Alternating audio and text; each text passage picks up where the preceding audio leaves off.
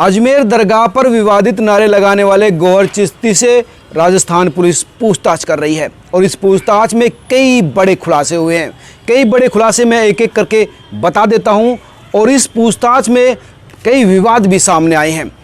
दरअसल सबसे बड़ा खुलासा तो ये हुआ है कि गौहर चिश्ती के 3 मोबाइल हैं और वो कई पाकिस्तानी ग्रुप के साथ जुड़ा हुआ था, यानी पाकिस्तान के साथ व्हाट्सएप ग्रुपों में वो शामिल था, सदस्य था। और इस दौरान कई जो बहुत ही आग लगाने वाले मैसेज वीडियो इसके मोबाइल से रिकवर किए गए हैं। हालांकि इस समय तीनों के तीनों फोरेंसिक जांच के लिए भेजे गए हैं, लेकिन कई वीडियो, ऑडियो और टेक्स्ट मैसेज ऐसे हैं जो बहुत ही खतरनाक हैं।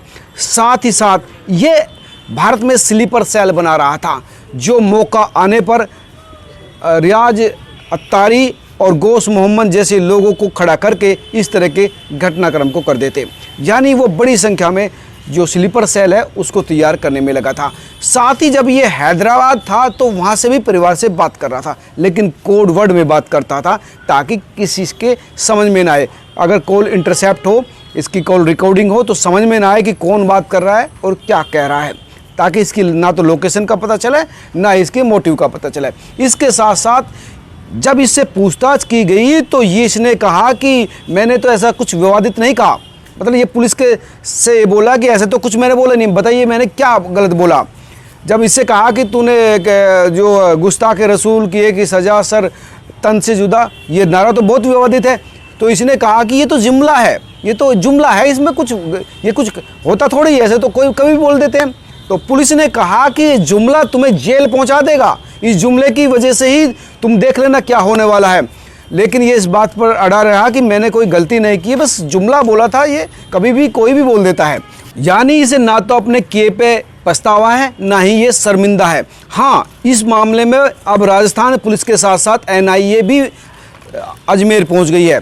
NIA की टीम ने जहां चुनाराम जाट जो वहां के SP हैं उनसे भी मुलाकात की। हालांकि ये अनौपचारिक रूप है, ऑफिशियल रूप से नहीं, अनौपचारिक रूप से इस पूरे मामले पर बैठक की और साथ ही दरगाह का भी दौरा NIA की टीम ने किया है और अब जल्द ही पूछताछ भी इससे करेगी, क्योंकि कई चीज़ें जब NIA उनसे पूछताछ कर रही थी रियाज अत्तारी और गौस मोहम्मद से, तो अब काउंटर जो क्वेश्चनिंग इससे भी होगी।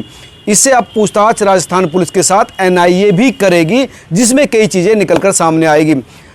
सबसे बड़ी बात तो ये कि ये जो है स्लीपर सेल मेंटेन कर रहा था, पाकिस्तान के कई ग्रुपों के साथ इसके कम्युनिकेशन था, क्योंकि कई सारी चीज़ इसने अपने मोबाइल से डिस्ट्रॉय कर दी, नष्ट कर दी। इसलिए इनकी जो 3 मोबाइल हैं उनको रिट्रीट किया जा रहा है, रिकवर किया जा रहा है उस डाटा को जो उन्होंने डिलीट किया है। लेकिन हाँ, पाकिस्तान के कई ग्रुप थे जिनसे इसका साथ लगातार कम्युनिकेशन होता था।